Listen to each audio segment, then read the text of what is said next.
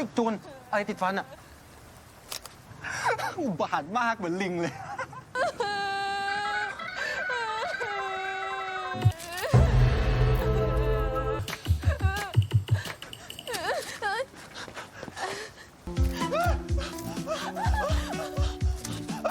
Pernah gak sih kalian naksir sama satu cewek populer di sekolah, tapi cewek ini gak peka?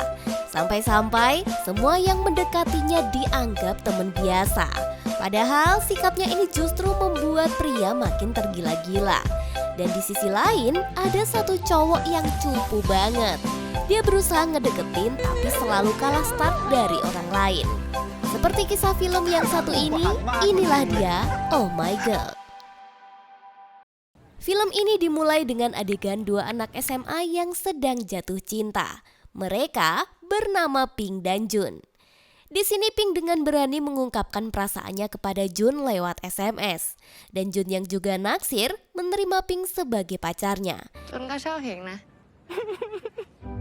Biasanya yang begini ini ada di ending film, tapi kenyataannya dua remaja ini hanyalah figuran belaka. Karena ternyata pemeran utama dalam cerita ini bukanlah Pink, tapi cowok culun yang duduk di seberang kursi sambil meratapi patah hatinya itu. Cowok culun ini bernama Guy. Tapi sebelum masuk ke situ, mari kita berkenalan dengan si wanita yang bernama Jun. Jadi Jun adalah wanita populer di sekolahnya, suka foto estetik dan sifatnya ramah riang gembira. Tapi minusnya, Jun ini adalah wanita yang tidak peka. Di sekolah, dengan modal wajah yang cantik, membuatnya tergabung dalam klub pemandu sorak. Namun karena terlalu supel jadi orang, dia sampai digilain semua laki-laki di sekolah yang membuat semua wanita iri kepadanya. Suatu hari, Jun yang kelupaan membawa koin ingin meminjam pada pria di belakangnya. Dan kebetulan pria itu adalah Guy. Hampir saja mereka punya kesempatan untuk kenalan. Namun karena lengah sedikit, kesempatan itu pun sudah diambil oleh pria lain.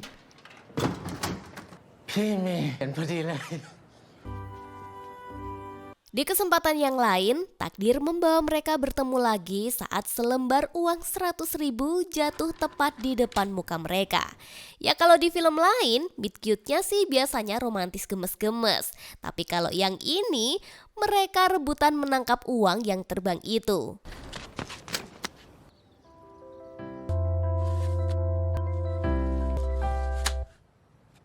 Akhirnya, biar adil, mereka membelanjakan uangnya dan kembalian dibagi dua. Sejak hari itu mereka saling mengenal dan Guy diam-diam menyimpan rasa kepada si cantik Jun.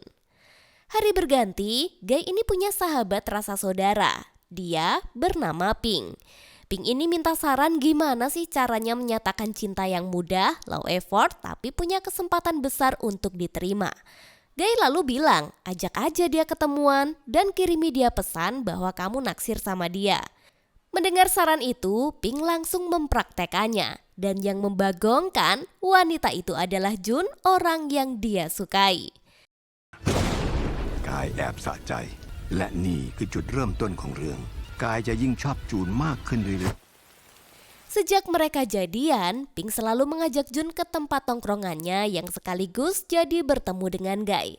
Di sana Pink bercerita, jika Guy ini jago banget deketin cewek. Semua kemampuan itu dia dapatkan dari ketiga kakak perempuannya yang selalu memberikan kiat-kiat sukses PDKT. ตักข้าวให้ผู้หญิงกินบ้างนะคำ2 คำแรกก็พออ่ะแล้วเดี๋ยวเขาจะบอกเราว่าไม่เป็นไรกินเลยโคตรจริง Jun yang tertarik ikutan berbagi tips. Jika seorang wanita yang jatuh cinta punya titik kelemahan, yaitu tak akan menolak jika dipegang punggungnya saat sedang menyeberang. Jun yang polos malah mempraktekannya kepada Guy hingga dia pun jadi salting. จูนตาแพ้แล้ว หลังเอาไปใช้ดูนะ Selang beberapa saat, dia dihampiri temannya yang lain dan sebut saja dia si Kribo. Si Kribo ini lalu bergosip, hati-hati, Jun ini cewek gak bener dan suka gonta-ganti pacar. Sayangnya, percakapan mereka yang keras malah terdengar oleh Jun. พูดขนาดนั้นไล่ผิงอะ ๆเพราะว่า คุยอะไรกันนะเป็นทา การเมืองคริปโตเคอเรนซี Tak mau berlarut dalam patah hatinya, Guy memilih untuk move on dan cari gebetan baru. Dan dengan bantuan kakak-kakaknya, akhirnya Guy berhasil punya pacar baru yang bernama Patty. เขียวละอยากกินอะไรอ่ะ Di sekolah, saat jam makan siang, Guy baru mengetahui jika hubungan Pink dan Jun ini toksik banget. Mereka bisa berantem hanya karena hal-hal sepele. Nggak ngajak makan bareng aja, Pink udah ngajakin ชดอี putus. กแหละ บอกว่าเดี๋ยวครั้งหน้าจะลองไง จะไปไหน นั่งนี่แหละ เอางี้เง่าเหรอ Guy yang Beragam mendengar dari itu kabarnya. sampai terheran-heran. Kalau mereka putus, berarti kesempatan mendekati Jun terbuka lebar. Di saat dia merasa punya harapan, ternyata Pink ngajak balikan lagi. Dan ya siklusnya muter terus kayak gitu. Berantem, putus, nyesel, dan balikan lagi. Rasanya bener-bener gak ada celah untuk Guy bisa mendekati pujaan hatinya. Suatu hari, saat jadi obat nyamuk dua sejoli yang sedang berantem ini, Guy mencoba menghibur Jun yang sedang sedih. Segala cara sudah dia coba, namun bukannya jadi senang, Jun malah jadi tambah menangis.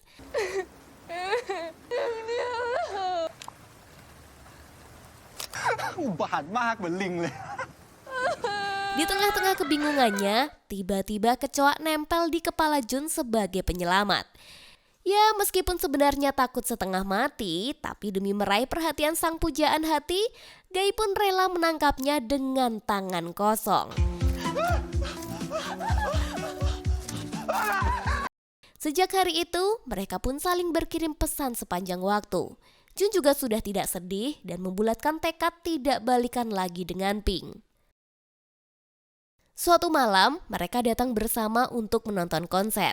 Namun, karena tak ingin ketahuan datang bersama, apalagi Guy ini kan masih punya hubungan dengan Patty. Mereka pun memilih joget bareng dengan jarak berjauhan. Makin malam makin seru, jogetan mereka pun juga makin heboh. Pagi harinya, Guy memantapkan hati untuk mengejar cinta Jun. Terlebih dahulu, dia menyelesaikan hubungannya dengan Patty dan mengajaknya putus. เราขอโทษจริงๆนะ Sayangnya, baru 5 menit membulatkan tekad, tiba-tiba dia melihat Jun sedang berduaan lagi dengan Pink. Guy mengira bahwa mereka telah balikan lagi, dan dia pun jadi semakin patah hati.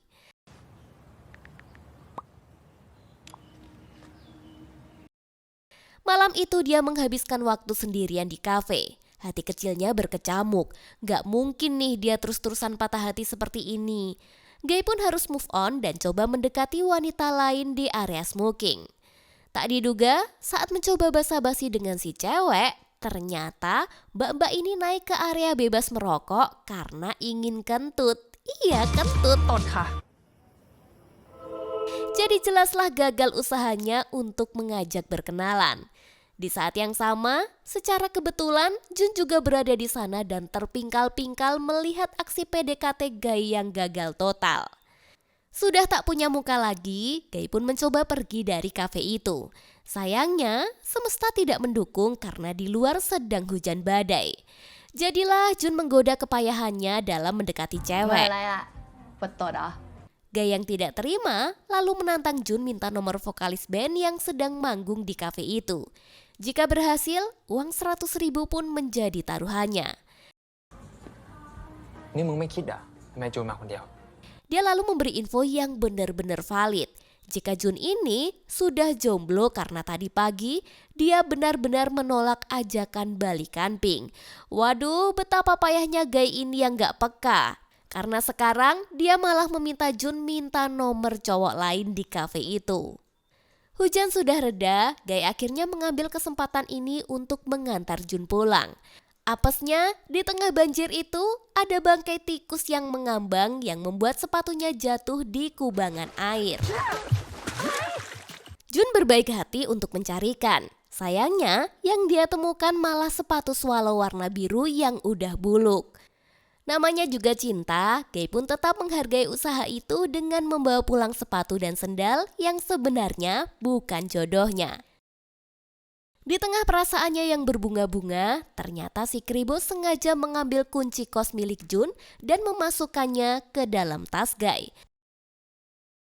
Berharap akan ada adegan romantis yang terjadi, nyatanya kesempatan itu diambil oleh seorang pria anak pemilik kosnya yang bernama Pete.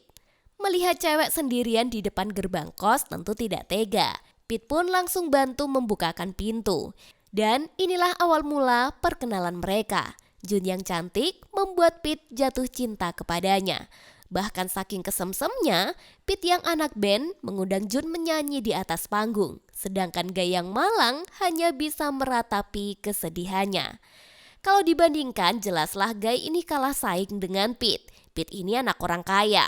Bapaknya memiliki 30 unit kos yang tersebar di mana-mana. Dan manggung di kafe hanyalah sebagai hobinya saja. Tak hanya itu, Jun yang sudah jadi milik Pete, kini Pink sahabatnya malah juga jadian dengan Patty mantannya. Waduh, jadilah hanya Guy saja yang menjomblo sendirian. Di malam tahun baru, Guy menumpahkan segala kesedihannya bersama si Kribo. Padahal di saat yang sama, itu juga adalah hari ulang tahun Jun. Merasa tidak ingin kehilangan kesempatan, si Kribo menyarankan sebelum mereka lulus sekolah, lebih baik Guy menyatakan perasaannya. Masalah diterima atau tidak, yang penting udah lega karena telah menyatakan perasaannya. Malam itu, dalam keadaan mabuk, Guy memainkan musik Happy Birthday dan diakhiri dengan menyatakan cinta. เราชอบจูนนะ Lalu dia mengirimkan pesan itu jam 4 pagi. Tiba-tiba Jun langsung membalas, jika ini bukan saatnya. Guy pun langsung terpotek-potek hatinya dan menangis semalaman. Paginya saat hari kelulusan sekolah, Guy yang tidak mau ketahuan habis menangis, memilih memakai kacamata hitam. Dia juga sok-sokan cuek saat berfoto dengan Jun, dan itu adalah terakhir kali mereka bertemu.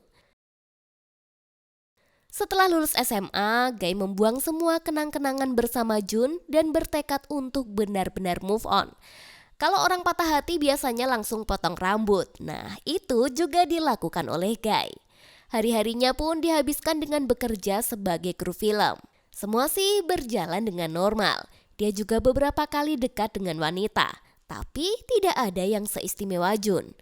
Hingga suatu hari, tepat di hari ke-1001 dia tidak pernah bertemu dengan Jun, takdir membawanya berpapasan di tengah kemacetan. ทำไมนั่งท่านั้นน่ะ Meskipun pertemuan mereka selalu awkward, keduanya pun menyempatkan waktu untuk ngobrol sebentar. Di sini Jun mengundangnya reunian teman SMA.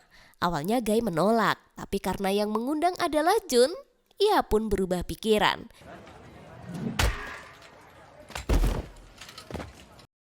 Dan yang mengejutkan, si Kribo ternyata sudah memiliki pacar yang bernama Lek.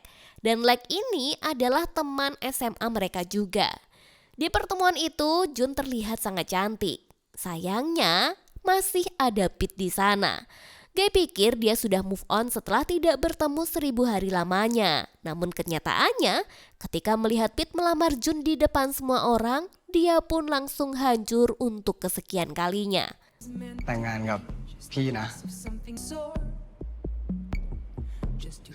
Bayangannya juga sudah sampai kemana-mana. Wah, pokoknya membayangkan Jun telah hidup bahagia, menikah, dan punya anak aja dia udah gak sanggup. Sungguh takdir cinta memang tidak berpihak kepadanya.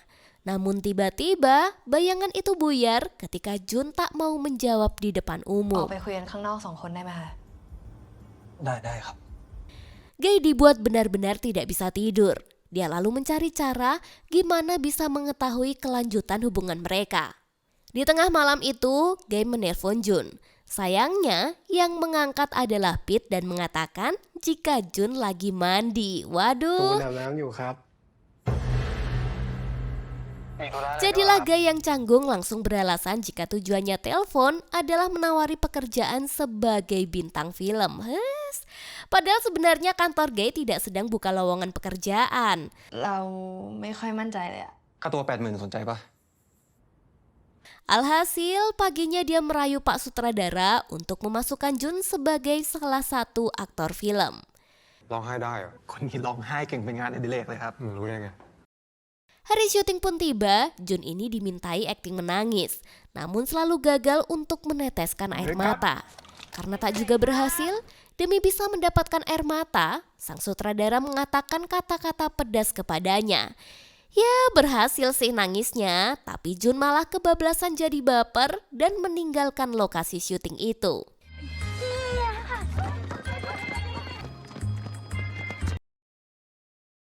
Jun lalu sembunyi di tenda ganti dan menelpon ayahnya. Dia curhat jika dia ingin kerja di luar negeri saja karena merasa tidak punya skill apa-apa. Gai pun lalu menghampiri dan mencoba menghiburnya. Percakapan mereka pun jadi mengarah ke masa lalu.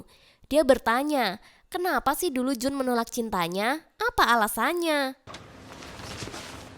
กายชอบเราเหรอ เมื่อไหร่ Di sini Jun terlihat kebingungan. Dia sama sekali tidak merasa pernah ditembak oleh Gai. Gai lalu menjawab jika pernyataan cintanya ada di akhir video ucapan ulang tahun 3 tahun yang lalu. Jun dengan polos bilang jika dia tidak pernah menonton video ucapan itu sampai akhir. Ya kan aneh juga ya, ada orang ngirimin video nembak tapi jam 4 pagi. Tentu saja saat itu Jun masih sangat ngantuk. Jun lalu keceplosan. Padahal jika di masa itu sebenarnya dia juga memiliki perasaan yang sama. Tapi sikap Gai yang kadang-kadang freak, cuek dan gak peka, dia asumsikan jika perasaan mereka tidak sama. Di sini Gai hanya bisa speechless, sedangkan Jun yang malu memilih untuk kabur. Gai pun bergegas mengejarnya. Ya, seperti adegan di film-film, tak sengaja mereka bertabrakan dan saling bertemu bibir. Bedanya, yang ini agak kekencengan dan membuat gusi mereka berdarah. Meskipun sakit, itu jadi hari yang indah bagi Gai. Dia pulang dengan riang gembira, mencium satu persatu anggota keluarganya, dan tidur dengan sangat nyenyak.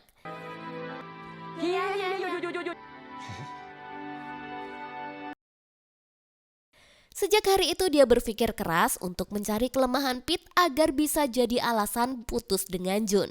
Diam-diam, Gai mengintai Pit di kafe. Tapi sayangnya, kepribadian Pit ini terlalu sempurna. Dia ganteng, bukan pemabuk, sifatnya sangat sopan, dan juga setia. Padahal, Gai sudah membayar seseorang untuk menggoda Pit. Tapi itu tidak menggoyahkan kesetiaannya kepada Jun. Gai yang putus asa sampai berpikir, apa jadi orang jahat aja ya? Tapi yang ada di otaknya hanya hal-hal yang tidak realistis.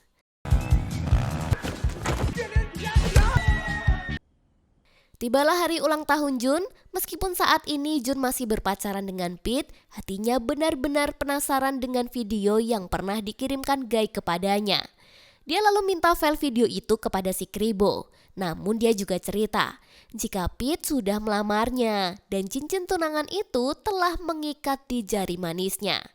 Saat Jun memperlihatkan cincin itu kepada si Kribo, tiba-tiba Gai datang dan melihatnya juga. Dia pun kembali patah hati. Gai dibuat benar-benar merasa minder dengan Pit. Dia lelaki baik dan sempurna, sangat romantis, bahkan mampu memberi kado make up mahal untuk Jun. Sedangkan kado yang dia bawa bagaikan remahan rengginang saja. Gai lalu pergi dan membuang kadonya ke tempat sampah. Tapi di sini, Jun yang statusnya sudah menerima lamaran Pit malah terjebak dengan perasaannya. Sebenarnya dia juga bimbang, kenapa Gai selalu ada dalam pikirannya. Diam-diam, Jun mengambil lagi kado dari Gai dan membukanya. Ternyata itu adalah obat sakit tenggorokan. Namun anehnya, meskipun sederhana, Jun merasa senang menerimanya. Dia juga kembali melihat video 3 tahun yang lalu yang pernah Gai kirimkan kepadanya. Bahkan, dia juga salah fokus melihat Gai masih menyimpan sendal yang dia temukan di tengah banjir dulu. Diam-diam, Jun menghubungi Gai dan mengajaknya bertemu. Di sini Jun juga jujur, sebenarnya selama ini hatinya hanya untuk Gai, tapi Gai tidak pernah peka. Sedangkan dia juga tidak bisa menolak orang sebaik Pit. Bahkan ketika dia berpikir untuk putus, Pete ini tidak pernah berbuat kesalahan apapun dalam hubungan mereka. Bayangin coba, sudah punya cowok sempurna tapi hatinya terasa hampa karena cintanya hanya dia simpan untuk Guy. Karena terbawa suasana yang tadinya hanya sekedar minum, mereka malah lanjut main ke akuarium.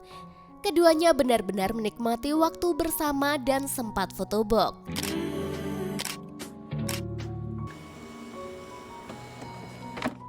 Dan tiba-tiba Guy mengecup bibir Jun. Dia tahu jika perbuatan itu sebuah kesalahan, tapi Jun sama sekali tidak menolaknya. Sebelum berpisah, Guy meminta sekali lagi untuk dipilih, tapi Jun menolaknya.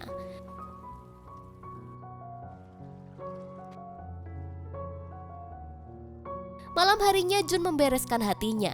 Dia belum siap untuk menikah muda, belum berkarir sama sekali, dan juga merasa bersalah karena telah berselingkuh. Hari itu Jun mengajak Pete putus. Awalnya Pete menerima alasan itu dengan lapang dada, tapi tiba-tiba dia malah melihat foto box Jun dan Guy yang sedang berciuman.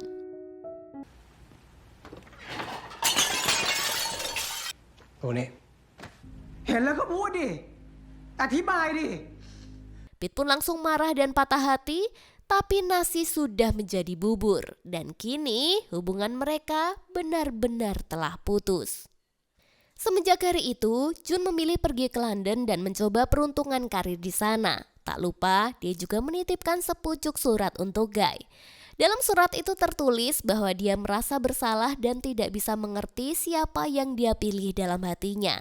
Jadi, mungkin lebih baik mereka melanjutkan hidupnya masing-masing. Waktu terus berlalu, Pete yang patah hati menuangkan segala kesedihannya dalam sebuah lagu. Karir Pete juga makin gemilang dan dia terus berusaha move on dari Jun. Suatu hari, si Kribo mengundang teman-teman SMA-nya ke acara pernikahannya. Awalnya Guy menolak datang karena takut bertemu dengan Jun. Tapi setelah dibujuk, dia pun akhirnya bersedia datang. Dan benar saja, tak sengaja mereka duduk dengan satu meja yang sama. Semua bagikan takdir yang digariskan oleh Tuhan. Tadinya mereka berniat akan melupakan masa lalu dan jadi teman yang baik. Namun pada kenyataannya, keduanya tak bisa move on. จากเรื่องที่เราผ่านมาด้วยกันทั้งหมดอะเรื่องส่วนใหญ่มันจะมีแต่เรื่องแย่ๆแต่มันก็ยังมีเรื่องดีๆอยู่บ้างไม่ใช่หรอ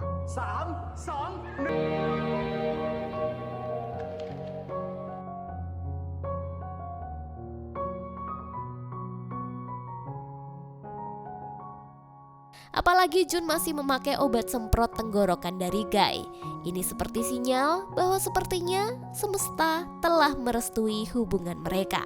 Terkadang jodoh itu emang unik ya. Ada orang yang hubungannya begitu mulus seperti jalan tol, gak ada rintangan, gak ada hambatan, dan hanya ada kerikil-kerikil kecil saja. Tapi ada pula pasangan yang kalau dibayangkan bisa bersatu kayaknya mustahil banget. Apalagi jika si wanitanya mirip Jun. Saking supelnya, dia nggak ngeh jika gebetannya juga punya perasaan yang sama. Ditambah lagi, jika cowoknya cupu dan berbelit-belit seperti serasa tidak ada harapan. Namun ya kembali lagi, jika sudah jodoh, mau pergi sejauh apapun, dia akan tetap kembali kepadamu. Sampai jumpa di film berikutnya.